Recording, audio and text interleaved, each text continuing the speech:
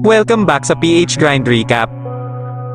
Ngayon ay ibabahagi ko sa inyo ang American drama film noong 2014 na pinamagatang Where Hope Grows. Spoilers ahead, watch out and take care. Ang pelikula ay tungkol kay Calvin Campbell, isang dating sikat na atleta sa baseball na ngayon ay wala ng trabaho. Noong gabing iyon siya ay nasa bar kasama ang mga kaibigan na sina Milton at Franklin. Ang araw na iyon ay kaarawan ni Calvin at nagdiwang siya kasama ang mga tao sa bar. Habang nagmamaneho pa uwi, nakatanggap siya ng tawag mula kay Katie, ang kanyang anak na babae, na mukhang dismayado dahil nangako siyang uuwi ng maaga pero hindi ito tinupad, kaya pagdating niya sa bahay, umalis si Katie kasama ang kasintahang si Colt. Ginawa niya iyon dahil nadismaya siya sa kanyang ama. Naging lasinggero si Calvin mula nang mapilitan siyang umalis sa team sa baseball habang nasa kalagitnaan siya ng kanyang tagumpay. Siya ay isang single parent at nakatira kasama si Katie. Kinabukasan, hindi naging maayos ang pag-uusap ng mag-ama. Matapos maging lasinggero, madalas na sumisira si Calvin sa mga pangako at gumugol ng mas maraming oras kina Milton kaysa sa kanyang anak na mahal siya. Gusto ni Katie na makahanap muli ng trabaho ang kanyang ama pero hindi nagustuhan ni Calvin ang sinabi niya dahil pakiramdam niya ay masyado siyang kinokontrol. Ang sitwasyon sa bahay ay naging dahilan para mas mapalapit si Katie kay Colt imbes na sa ama, kahit na sinasabi ni Calvin na isang pabaya si Colt. Nang umagang iyon, pumunta si Calvin sa supermarket para bumili ng mga pangangailangan sa bahay at hindi rin nakalimutan bumili ng alak. Doon ay nakilala niya si Prodos, isang lalaki na may Down syndrome at isang empleyado doon. Ang positibo at masiyahing ugali ni Prodos ay ibang-iba sa kanya, na depressed at laging sinisisi ang kanyang buhay. Nagulat si Calvin sa ugali ni Prodos na niyayakap ang mga tao at tinanong niya ang isang babae na si Amy, isang customer, ang tungkol dito. Nagtatrabaho din si Colt, ang boyfriend ni Katie, sa supermarket. Sinabi ni Colt na nanibago siya sa ginawang pagtanggap ni Calvin sa yakap ni Prodos. Isang araw, hiniling ni Katie kay Calvin na manood ng sine pero tumanggi muli ito dahil gusto niyang makasama si Milton at Franklin ngayong gabi. Pumunta ulit si Calvin sa supermarket at gaya ng dati, masiglang sinalubong ni Prodos si Calvin.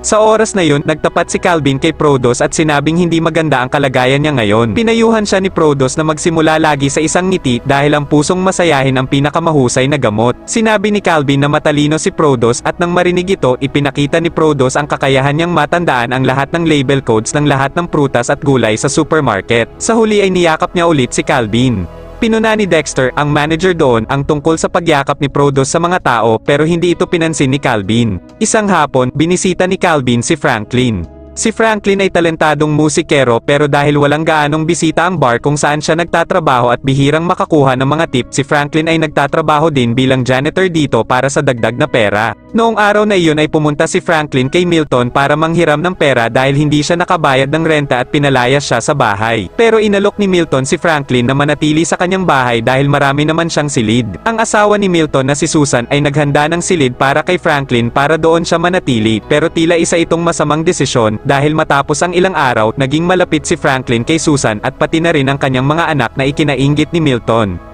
Isang gabi, kasama ni Katie si Colt sa kanyang bahay at pinakiusapan ni Colt si Katie na gawin ang isang bagay pero tumanggi siya dahil siya ay dalaga pa. Kalaunan ay umuwi si Calvin kaya agad na umalis si Colt at dumaan sa bintana. Kailangan talaga ni Katie ang suporta mula sa tatay niya pero dahil lasing na naman si Calvin, pinaalis niya ito. Kinabukasan ay pumunta ulit si Calvin sa supermarket pero hindi para bumili kundi kausapin si Prodos. Tinanong niya si Prodos kung paano maging katulad niya dahil para kay Calvin, si Prodos ay isang matalino at positibong tao. Sinabi ni Prodos kay Calvin na hindi siya kasing talino gaya ng iniisip niya at pagkatapos ay sinama si Calvin sa employee room para makita ang information board na nagpapakita ng pinakamahusay na empleyado ng buwan at si Colt ang nakadisplay doon. Kaya sinabi ni Prodos na ito ang patunay na hindi siya matalino para maging mahusay na empleyado kaya inaliw siya ni Calvin sa pagsasabing walang makakapagsabi ng label codes ng bawat prutas at gulay doon maliban sa kanya. Sinabi din ni Calvin na minsan ang buhay ay hindi patas at hindi makukuha ang lahat ng gusto. Pagkatapos ay hiniling ni Prodos sa kanya na turuan siyang maglaro ng baseball dahil alam niyang dati itong manlalaro kaya sa pamamagitan ng walis at prutas na hindi na pwedeng ibenta, tinuruan siya ni Calvin kung paano hawakan ang bat. Nagawa ni Calvin na pasiyahin ang bago niyang kaibigan. Sumunod, noong nagtatrabaho si Prodos, nahuli niya si Colt na nagnakaw ng alak. At dahil alam niyang nakita siya nito, nilapitan ni Colt si Prodos at pinagbantaan siyang bubugbugin kung magsusumbong siya kay Dexter.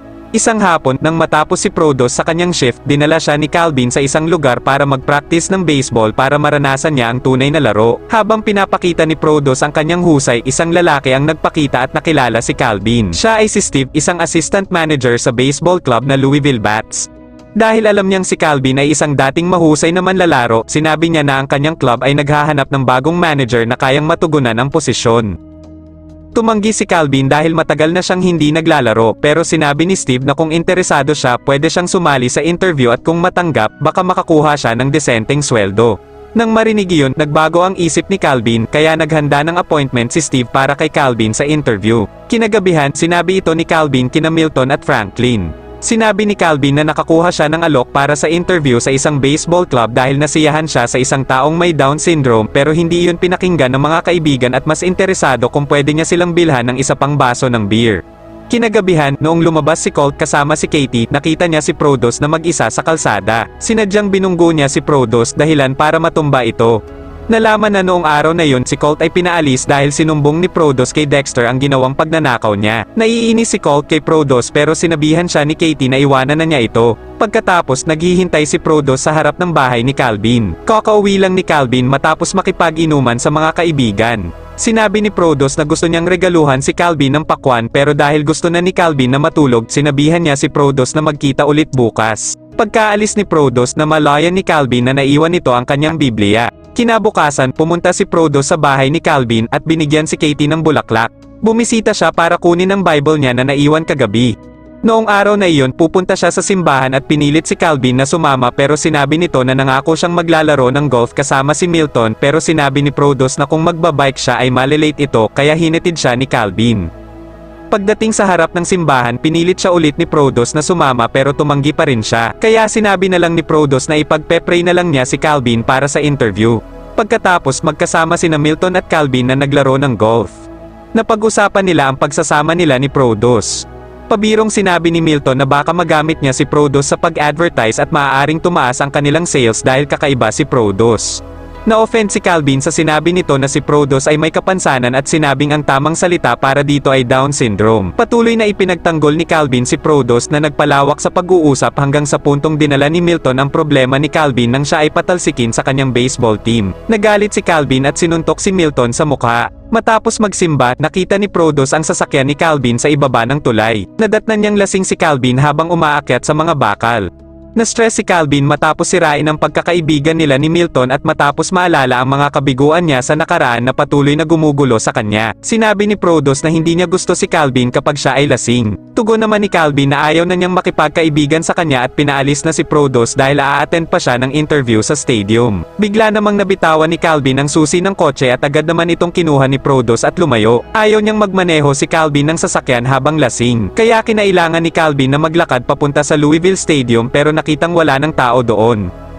Bumili si Calvin ng alak at muling naglasing para maibsan ang stress. Naglaro siya ng baseball sa gitna ng ulan at habang lasing. Sa bahay, nakatanggap ng tawag si Katie mula sa pulis na nagsabi sa kanya na si Calvin ay natagpo ang lasing sa baseball field kaya inutusan siyang sunduin ang kanyang ama. Kalaunan ay nakarating na doon si Katie.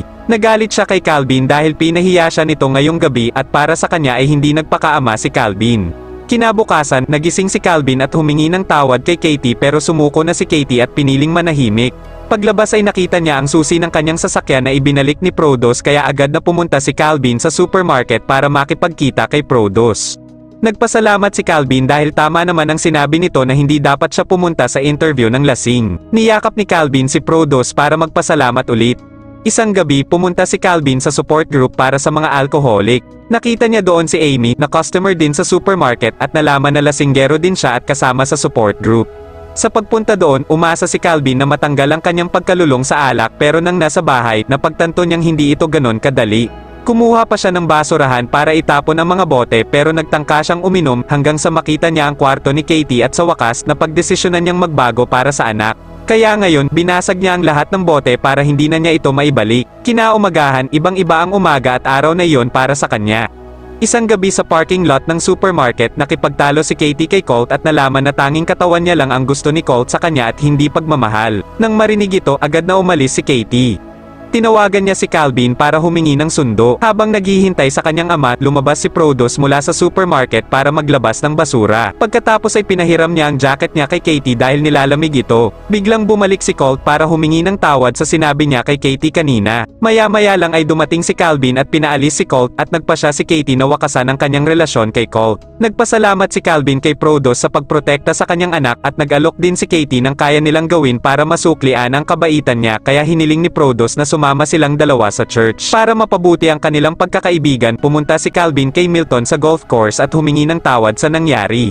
Gayon din si Milton. Noong gabing iyon ay muli silang magkaibigan, pero sinabi ni Calvin na ayaw na niyang uminom at mas pinili na lang niya ang kape. Isang araw, lumapit si Calvin kay Dexter. Sa araw na iyon, iaanunsyo ni Dexter ang pinakamahusay na empleyado ng buwan, kaya tinanong si Calvin kung nagustuhan niya si Prodos. Sinabi ni Calvin na si Prodos ay isang masipag na empleyado at karapat-dapat sa Best Employee of the Month, pero ayaw ni Dexter na bigyan ng special treatment si Prodos kahit na may Down syndrome siya. Nung buwang iyon, nadismaya ulit si Prodos dahil hindi niya larawan ang nakadisplay.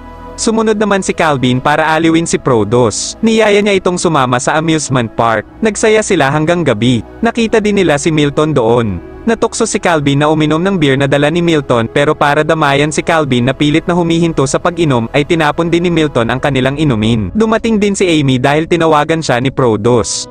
Kasabay nito, dumating din ang pamilya ni Milton na hinatid ni Franklin. Nahuli ni Milton ang kanyang asawa na hinalikan si Franklin na nasa sasakyan. Nagalit si Milton sa kanyang asawa at nagpasya na umalis. Samantala, niyaya ni Katie si Prodos na maglaro ng laser tag. Pero nandun din si Colt at ang kanyang mga kaibigan na naglalaro. Nang makita si Colt, gusto nang umalis ni Katie, pero nagpumilit si Prodos na maglaro at nangako na poprotektahan si Katie. Noong una ay nag-e-enjoy ang dalawa sa laro hanggang sa lumapit si Colt sa likod ni Katie at sinubukan siyang pagsamantalahan. Si Prodos na nakakita dito ay sinubukang tulungan si Katie. Pinigilan siya ng mga kaibigan ni Colt, kaya umikot siya at hinampas ng fire extinguisher ang ulo ni Colt, kaya nawalan ito ng malay. Lumabas si Katie at tinawag si Calvin para humingi ng tulong. Nang hindi nagtatanong kung ano ang nangyari, pinagalitan ni Calvin si Prodos at sinabihan itong tatawagan ang kanyang ina. Pagkatapos marinig iyon, tumakbo si Prodos palayo doon. Ipinaliwanag ni Katie ang nangyari at sinabing ginawa iyon ni Prodos para protektahan siya mula kay Colt. Mabuti na lang at minor injury lang ang natamo ni Colt at si Prodos ay pinaghahanap ng mga pulis para sa interogasyon. Umikot sina Calvin at Katie para hanapin si Prodos sa kalye, pero matapos ang mahabang paghahanap, hindi pa rin nila siya mahanap. Kalaunan ay tumawag si Milton kay Calvin at sinabi ang tungkol sa pangangaliwa ng kanyang asawa. Dahil lasing na nagmamaneho si Milton, aksidenteng may nabangga siya sa kalsada. Nalaman na si Prodos pala ang nabangga ni Milton. Maya-maya ay pumunta sina Calvin at Katie sa ospital para tingnan si Prodos at Milton. Nagulat si Calvin matapos malaman mula kay Amy na matagal nang namatay ang nanay ni Prodos at mag-isang namumuhay ito sa kabila ng kanyang kalagayan. Pumasok si Calvin para makita ang kanyang kaibigan. Humingi siya ng paumanhin sa pagbibintang kay Prodos. Sinabi ni Prodos na gusto niyang dalhin ang kanyang Bible sa loob, kaya inutusan ni Calvin si Katie na kunin ang Bible sa sasakyan. Sinabi din ni Calvin kay Susan ang kalagayan ni Milton. Hindi siya sigurado kung gusto siyang makita ng asawa niya dahil sa ginawa niya sa kanya. Inabot ni Calvin ang Biblia kay Prodos, pero sinabi nito na hindi para sa kanya ang Biblia kundi para kay Milton. Pagkatapos ay dinala si Prodos sa operating room.